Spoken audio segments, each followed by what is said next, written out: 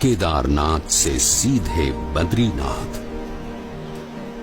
एक ऐसा मार्ग जिससे गुजरने के बारे में कोई सामान्य मानवी तो सोच भी नहीं सकता था, जहां मानो मनुष्य जीवन का अस्तित्व ही नहीं था।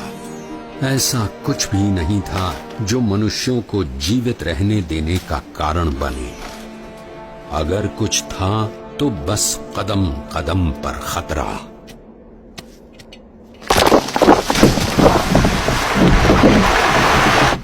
शून्य के नीचे का तापमान जो पानी को पीने के लायक भी नहीं छोड़ता था।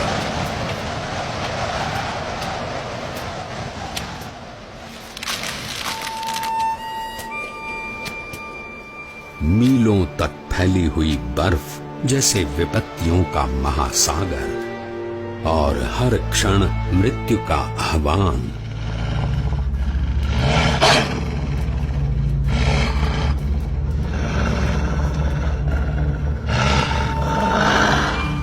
पर केवल 11 वर्ष का एक बालक कृत निश्चयी था अपने ध्येय तक पहुंचने के लिए।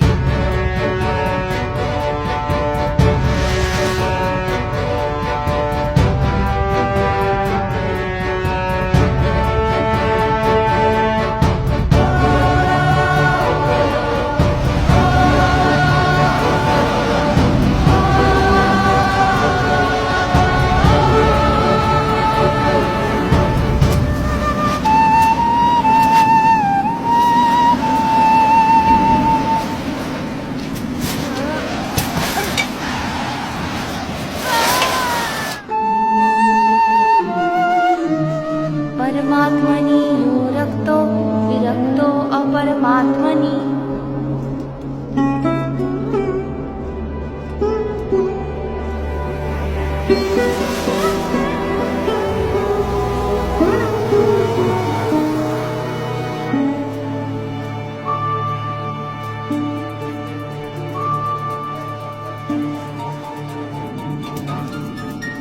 परमात्मनि यो रक्तो विरक्तो अपरमात्मनि।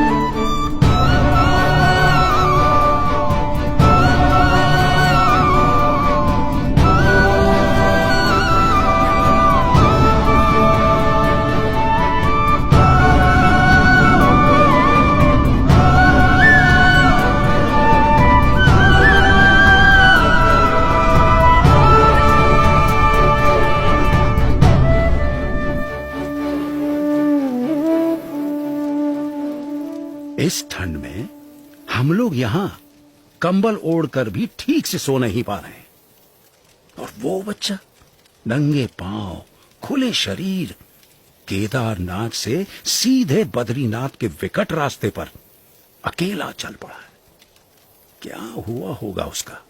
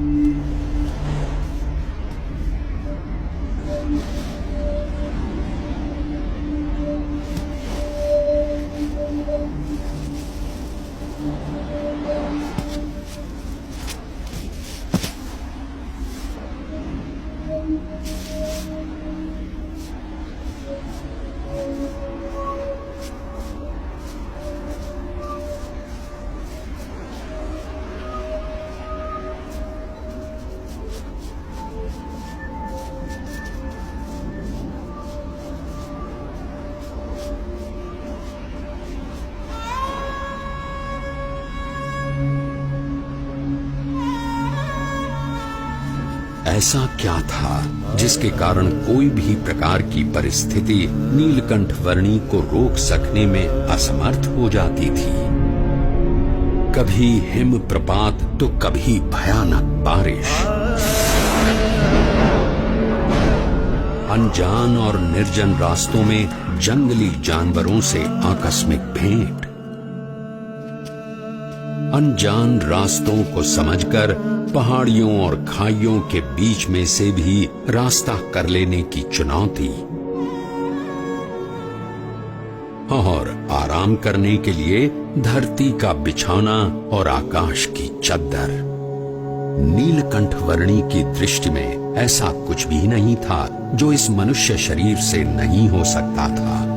देह भाव से पर और मनोभाव से पर नीलकंठ वर्णी की आध्यात्मिक स्थिति ही ऐसी थी जो किसी भी परिस्थिति से ऊपर उठकर उनकी कल्याण यात्रा को आगे बढ़ाए रखती थी।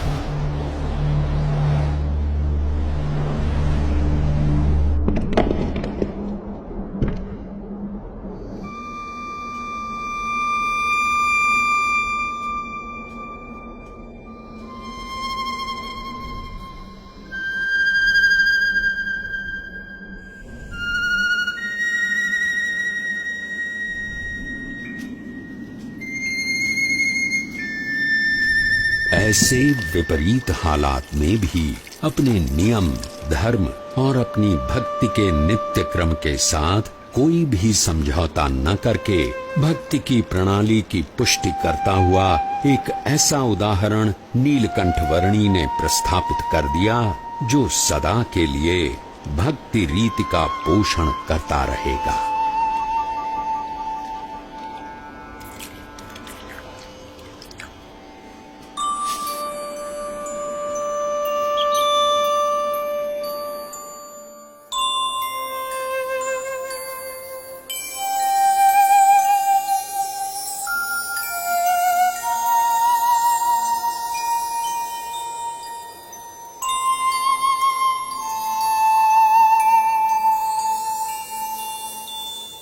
आज के समय में भी कई लोग साथ मिलकर बहुत सारी सुविधाओं के साथ जिसे पार करने के लिए हिचकिचाते हैं, वैसा केदारनाथ से सीधे बद्रीनाथ जाने का लगभग 75 किलोमीटर का मार्ग नीलकंठ वर्णी ने नंगे पांव, खुले शरीर, अकेले केवल 9 दिनों में पार कर लिया।